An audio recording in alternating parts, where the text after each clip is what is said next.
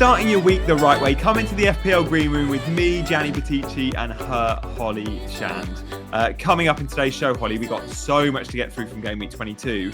And we got your numbers game, we got my eye test scout. We're also going to be talking a bit about our teams. I feel like I want to avoid that, though. But we can talk about your team. How are you doing? No, I'm doing all right. I know you've had a difficult midweek and then weekend because of a certain Phil Foden.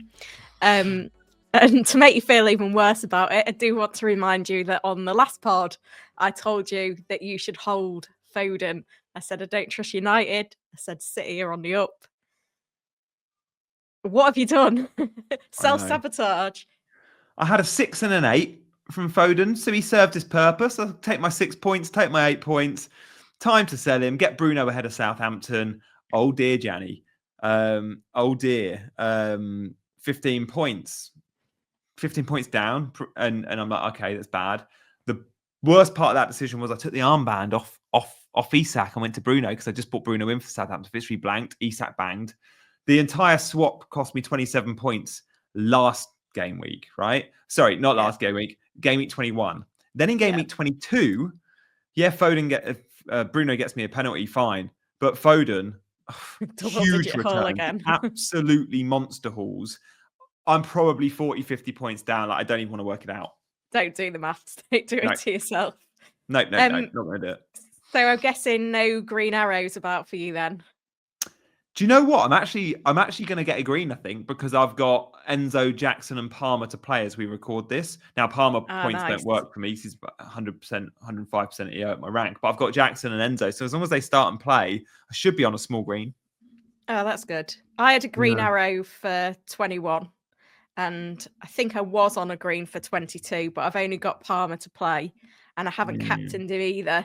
But it's one of those, like, captaincy's been some tough decisions in the last couple of game weeks anyway. And then we've had flags in there which have complicated it further. Like, I didn't go with Isak captain because of his flag. And now I've not gone Palmer captain because of his flag. And we had another Salah blank as well, which is something that we've got to talk about on the pod. It's another Liverpool player who's the biggest XG underperformer this week, though. Luis Diaz, 6 shots, 1 big chance. But yeah, failed to deliver an attacking return. So it's a shame. Yeah, he's Liverpool. I mean, you'll go for the numbers whole, but huge shot volume. A few of their, I think 3 of their. I think when I looked at the top 5 XG underperformers of the game week so far on the Saturday games, from all the teams that played Saturday, 10 teams in action. 3 of the top 5 were Liverpool players. Spots like Gakpo and Diaz were all in the top 5. Yeah. And did I see that you almost had a ticket for that game and you could have gone after Saturday's Sky Sports show? I drove past the G-Tech en route to Sky, right? It's 5 minutes away from Sky. And I was like, when did Liverpool play Brentford? And I didn't know off the top of my head. I knew it was a Saturday game, but I was thinking, is it the late game? Is it 3 o'clock? Straight away, I looked at it 3 o'clock. I was like, I've got to try and get a ticket. I know someone that works at Brentford, and I would just send her a text and was like, don't suppose. And I thought she might come through for me, but yeah, she was like, it's Liverpool. It's the toughest game to get tickets for. So I was thinking I'd just hang around and go to the game, but yeah, it didn't work out like that. And thank God I came home because it would have been a great game. Don't get me wrong, but instead I went and picked up a rocking horse in Peterborough on Facebook. Oh, nice. You know, living your best life. Yeah, exactly. So yeah, no, I mean, I saw you bought Gakpo in, didn't you? I did, and now it's like I'm part of the cartel because I was umming and ahhing of do I drop Solanke for Gakpo, and I felt like it was the time to make the move because I think he'd got 1 return in 4. Spurs, I think he'd only scored 4 goals in 4. I just wasn't confident on Spurs, and I wanted to triple up on Liverpool. I didn't make the move until like 15 minutes before deadline, but then we got news later on Saturday that Solanke's potentially got a knee injury and is going to be out for a little while. So yeah, definitely hit the button at the right time on that transfer. Yeah, you did. That Solanke injury is just like, okay, what information does Holly know? But yeah, I mean, Spurs are bad. We'll talk more about them. But yeah, I mean, I think Gakpo. I guess should we start with triple Liverpool and like the ideas around double game week? Because I feel like now is the right time to go triple Liverpool. Don't wait for the double. You went early. in for Brentford, which looked good with that amount of shots. But actually, going for next week, Ipswich just got hammered by Man City, and they now have to go to Anfield. Like, let's get Liverpool now for the Ipswich, and then you get the double, and then after that, you get Wolves. Exactly. I mean, they had 37 shots against Brentford, which is surely that's the highest shot volume of any team in any game this season. Yeah. So many options to talk about. We saw Soberslai had 7 shots. He's not always a starter. Darwin came on for 25 minutes, 4 shots, 3 on target, 2 big chances. Obviously, delivered on a stage where his team really needed it. Gakpo put in a good performance, to be fair. 3 shots, 4 key passes. I think he had a very good chance in the game that he didn't convert. And then we've got Trent, who had 4 shots, 5 chances created as well. I've got Trent, Salah, Gakpo, and I still don't know whether I'll have Trent come double game week 24 because I feel like Conor Bradley could take his place at some point. And I also think the reason why I went for Gakpo, I was slightly concerned because I did think maybe I'd use the assistant manager trip on Arne Slot for the double game week for Liverpool, but I didn't have the funds in the bank to buy a slot anyway. So I thought, well, I'm going to have to get funds out, probably out of a Trent if I want slot anyway. So, why not get Gakpo? But it is difficult to know whether you use your triple up on Liverpool on 3 players or whether you go slot or whether you even use the assistant manager chip. Because I'm, doing okay when it comes to overall rank, I don't feel like I need to really chase that chip, but I know you've got completely different plans. If you were in my position, what would you do about that assistant manager chip? I'd be tempted to use it on slot, but I don't think I would. I think I'd be going 3 Liverpool attack. I think I'd be doing exactly what you've done. Double Liverpool attack. There's going to be loads that go... I think the vast majority are going triple Liverpool players. They're not going slot. And I think the vast majority will go double defence. They'll go Trent and Van Dijk or Trent and Alisson with Salah. They'll be put off by Gakpo because they'll think he's a rotation risk. Gakpo has started the last 10 games. He started the last 10 games in the Premier League. He is firmly first choice, make no doubt about it. Yeah, and the Forest game as well, like the subs. One of the biggest games of the season, 90 minutes, and he's still in less than 10% of teams. Yeah, he didn't even get subbed against Forest. And against Brentford, Luis Diaz goes off around an hour mark. They're 0-0. Gakpo still gets 87 minutes. So yes, you'll see some early-ish subs. That's fine. He's 7 million and he's a forward for the best attack in the league, a wide forward. So yeah, it makes complete sense, Gakpo. But as I say, I think a lot will go safer than that. And they'll go Alisson and Van Dijk. It's worth noting the double game week fixtures. There are 11 days between the 2 fixtures. It's something that's crazy. There's an FA Cup game and an EFL Cup semi-final against Spurs between the 2 games. So there could be injuries. That's brutal.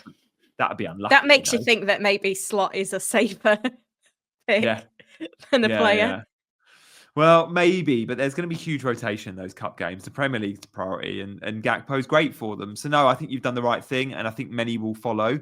I think it depends on the output of other forwards, and no one's selling Chris Wood, right? So Wood to Gakpo might have been a move that people thought about, but the way Wood's playing, that's hard. No one's selling Isak to Gakpo. So no one can go up from João Pedro to Gakpo, Jimenez to Gakpo. So it's tricky. If you own Nico Jackson like me or Dom Solanke like you, that's your route to Gakpo. But if you don't own one of those 2 players, you might have difficulty getting there. But do you feel like Gakpo is like, if you was like on a wild card, that would be your forward line at the moment, Isak, Wood, Gakpo? Yeah, it would be. Yeah, I think so. Yeah, that'd be my wild card 3. Shall we talk Troll of the Week? The man that we both captained? Mo Salah, 3 shots, 7 key passes, no returns. And going into this game, like his away form had been absolutely incredible. That's 2 blanks in a row now for Salah.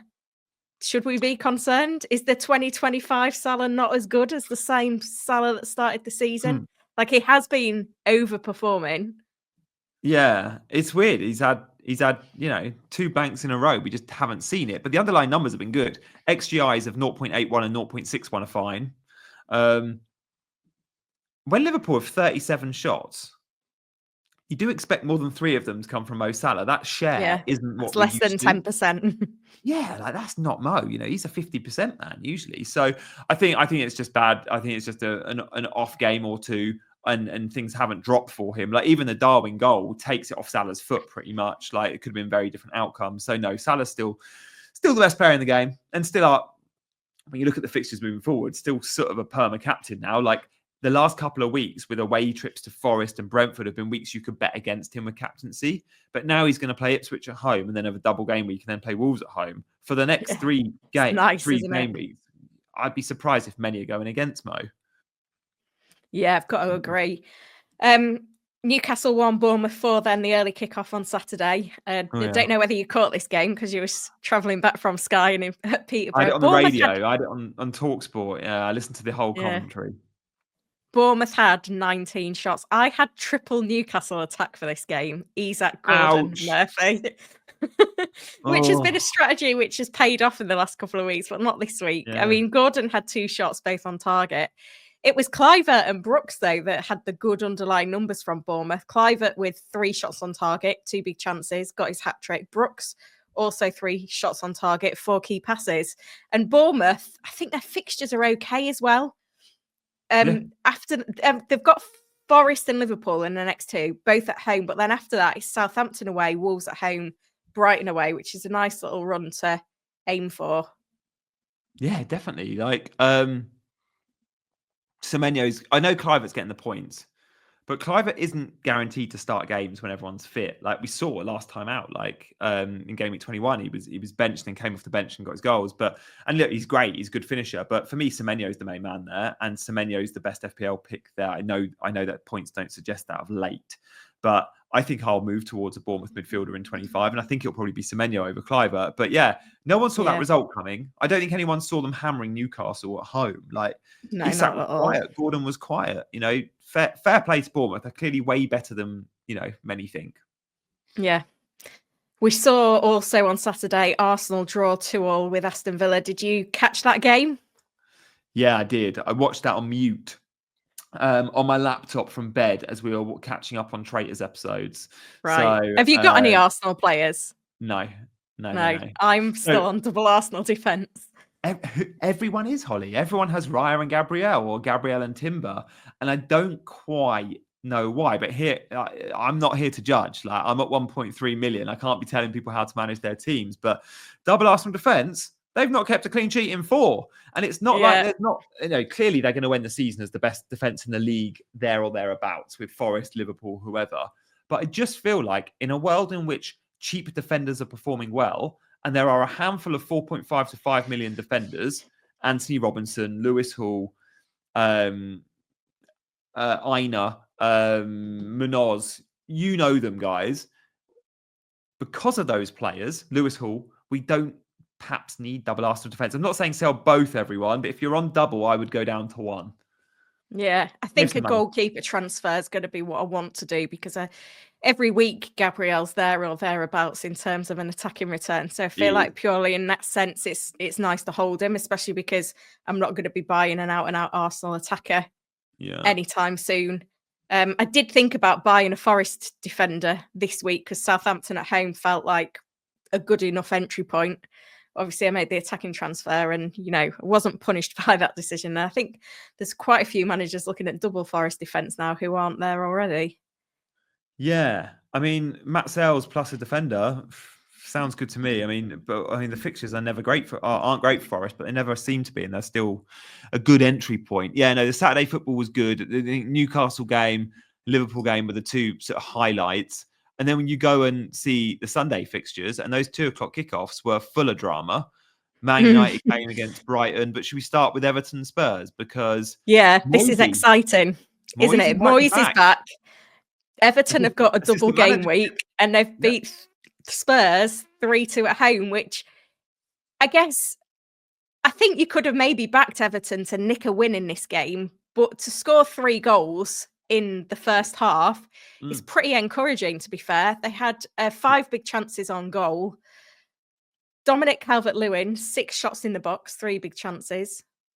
Lindstrom, 4 key passes, 2 big chances created, and Garner with 2 key passes as well. So there's plenty to go at there in terms of that Everton attack. I don't know whether I'll go there, but I mean, David Moyes as your assistant manager chip, isn't he $500,000? Like basically the cheapest you can get? I think he is, but to me, the price is irrelevant because even the 1.5 is so stupid. This is 1.5. Yeah, but I've not got much money in the bank. That's why I'm thinking about it. You don't have a lot of time to get it. I've only got 0.8, so. Yeah, fair enough. And look, Moisey, you get Leicester, which at home, and then you get the last ever Merseyside derby at Goodison Park, which even if they get a draw, it comes with big bonus potential, right? You get the bonus for beating or drawing against a team. Is it a 10 bonus or 5 bonus for a draw? 5 bonus for a draw, isn't it? And then you get 3. So it's an 8 points for a draw versus 6 point for a 9 slot win, you know? And then, look, you can use transfers on your assistant managers, but you might go into it going, oh, in 25, Everton play Palace. And let's say Palace have been winning loads of games between now and then. Palace could be 5 places above Everton. If they are, could you back Moisey to beat a Palace team? Yeah, maybe. Or you could even get a double game week in 25 dropping of Fulham and Spurs having doubles, depending on how Spurs get in Europe. And in the EFL Cup. But if that's a double game week in 25, we're all going to use assistant manager chip in 24 and in 25 and in 26. Well, that will be our window. I much prefer Moisey to slot just for the upside. And if you're chasing like me, you need to go there. And I do think the players at Liverpool justify having a triple up to not use one on slot by going, actually, Gakpo can go get me a brace anyway. Yeah, I think I'm coming around to your way of thinking. I always feel a bit nervous when there's like a new chip in the game because you kind of learn through experience, don't you, on when's best to play it and execute it. It's going to be a learning curve. Yeah, it's going to be interesting. It's going to be a fun one. It's definitely the chip with the high ceiling, and it's definitely the chip we've got to prioritize because it's the one with the big points. So yeah, I'm there for it. I didn't watch on British TV. We had Everton Spurs, so I watched that first half. Yeah, and then I was like, why am I watching this game? I don't own any Everton players other than Mikalenko on my bench, and I don't own any Spurs players, and I'm probably not buying any of either. I don't think I'll back an Everton doubler in the attacking sense, despite Ndiaye and Dominic Calvert-Lewin both looking amazing with their goals, twinkle toes and great finishes. But I did own João Pedro and I did own Bruno, and I was like, I can't watch this game, but it'll be on the radio. And Ali Bruce Ball was doing 5 Live commentary, so I was like, I'm gonna just listen on the radio. And I really enjoyed the second half commentary. João Pedro scored a goal which everyone celebrated, including Ali Bruce Ball, who said he had him in his fantasy team. Love it. And then they went back for a foul on Dalot that was so soft, apparently. I've not seen it, but I was really disappointed there because Brighton, I was thinking, João Pedro playing number 10 with Welbeck back. Brighton are good. And João Pedro isn't a player I want to sell. But all those that got the Chris Wood points, I was thinking, probably don't own João Pedro. Therefore, João Pedro helps, make up for that loss. So I was disappointed that he didn't get any points in the end. Yeah, no, I understand that. It's a tricky one, isn't it, to know where to go. And loads bought Ahmad, and obviously he blanked as well. Yeah. Bruno got some points, though. Finally, we got the penalty. But United are bad. Like, it's tough to justify picking United picks at the minute. Like, they limped over the line against Southampton. They were really lucky to do that. And then, obviously, Brighton at home, you fancy Man United, who have just gone and beaten Arsenal in the FA Cup. They got a draw against Liverpool. We thought they'd maybe turned a corner, but they haven't. Excuse me. I know. This is why I didn't go there. Like, that's why I'm not entertaining Bruno. It's why I wasn't prepared to go there with captaincy against Southampton. The fixtures are a bit of a mixed bag now as well because there's 3 away in the next 4: Fulham, Palace, Spurs, Everton. Yeah. We've just had those teams that have just had 2 homes have now got the majority, 3 and 4 or 2 and 3 away from home. So yeah, I think they're a swerve from me. Holly, I didn't say at the top of the show, make sure if you're watching on YouTube, you're liking and subscribing. I saw last week we had a fair few hit those buttons. So thank you, guys. If you're listening on podcast, you can rate us. You can leave a review. You can contact us at fplgreenroom@gmail.com if you fancy. Make sure you're joining our mini league as well, 139793. But we're thanking you for all the support, as always, guys. And do drop a comment as well. Both Holly and I both will try and get back to comments. Shall we talk a little bit about our plans moving forward, though, Holly? Because are you now looking, now you've got the 3 Liverpool in place, are you looking to roll a transfer so ahead of the double you can be flexible if you need to? Yeah, look at my team for what week are we on? 23. And it feels like I'm in a good spot because I've got triple Newcastle attack for Southampton away. I've got a triple Liverpool attack, it feels like, with Trent for Ipswich at home. I've got double Arsenal defence for Wolves away. So yeah, it feels like a week to roll a transfer, and Palmer against City, you never know what can happen there, providing he's fit. Yeah. I reckon I'm either rolling or I'm going Jackson to Gakpo, but I can't make that decision until I've seen Jackson play, obviously. But I definitely want that triple Liverpool, and I definitely want double attack. If Jota was fit, it'd be so nice to have that headache. It's the vicious circle with Jota, isn't it? I know, especially with that double being play a game, play another game, play a Premier League game, play a non-Premier League game, a non-Premier League game, and then play the other double. It's like, whoa, Jota, if you play in game 1, you're not playing in game 4. That is a good chance you're out. So yeah, I think I'll be swerving. Jota, but Gakpo on my mind. Salah captain. Has to be. It's the one, isn't it? Has to be. I don't think there's any other legit option. Like with Salah against Ipswich at home. Ipswich have just got spanked by Man City. It's the 3 o'clock kickoff on the Saturday, which is the early kickoff. You could argue, but other than that, like you look and go, who's Palmer got? Well, he's got Man City, who may have turned a corner. You've got who are the other captain options at the moment? Isak. Well, Isak, you know, it's a good fixture against Southampton, but it's away from home. So no, you go. The world and their dog are going to go Mo Salah, and I completely understand why. Yeah. Hopefully he'll deliver some big points. It feels like if you had the triple captainship still, could have been the one. Yeah, I know. If you want a triple captain on a single game week, you're probably not going to get better than Ipswich at home. I think they have got Leicester at home to play, but that could even form part of a double later in 33, I think it is. So yeah, worth keeping an eye on that, guys. So let us know if you're captaining anyone apart from Mo Salah. It would be an interesting conversation to have on the comments. Holly, is it my turn to do parenting moment of the week? It is, because I've got a good one. I mentioned it earlier, but it's a bit of a hack. How much do you use Facebook Marketplace? Because it is brilliant for kids' toys. Yeah, not enough. So good. I've got a rocking horse, right? That firstly, Gaia adores. We went to the farm on Christmas Eve. She rode a pony for the first time. Since then, she hasn't stopped talking about Milkshake, the pony. So I was like, I'm going to surprise her. And on the detour back from Skye, it's 2-hour journey home. Or if I go via Peterborough or where this Facebook Marketplace house was, it was 2 hours 45. I was like, it's 45 minutes extra. It's quite a lot. Shall I do it? I did it. And the smile on her face, and she's not stopped sort of feeding the horsey carrots and grooming his mane. Oh, bless her. They're 220 quid at retail price. This same horse, Jesus. I got it for 15. Wow, that is a bargain. So good. It's in good nick as well. She wanted 30. I didn't negotiate and haggle down from 30. I would have paid it, but it was then advertised at 15. I saw 30 crossed out on 15. So I was like, I'm not going to email her, message her and be like, I'll pay the original price you listed when I wasn't interested at 30. But I knocked on the door and the little girl answered, little like 5-year-old. Oh. And she sort of went, so I'll go and get him. So she went and got the pony, gave him to me. And I was like, oh, are you sad to see him go? And she was just like staring at my money. I had the money in my hand. And I was like, she doesn't care. She just wants the cash. And bless her, she took the money. And then her mum went, right, go put it in your piggy bank then. And she was so happy to get the £15. And then I felt a bit guilty that it was only 15 quid. Oh, but yeah, my parenting hack is 1, get a rocking horse for a 2-year-old plus because they love them. And 2, Facebook Marketplace is just brilliant for kids' toys. And what does Cooper think of the horse that's come to live in your house? Yeah, he was very happy. Sort of, he wanted to get all the smells because it's sort of like, you know, fabric. It's like, oh, where's this been? I think maybe a dog had lived in the other house. So he could smell the other dog. Right, yeah. But no, he loves it. He's pretty chill with stuff like that. But yeah, I was just delighted with having such a bargain. If I sell that on Facebook Marketplace tomorrow, I reckon I'll get 40.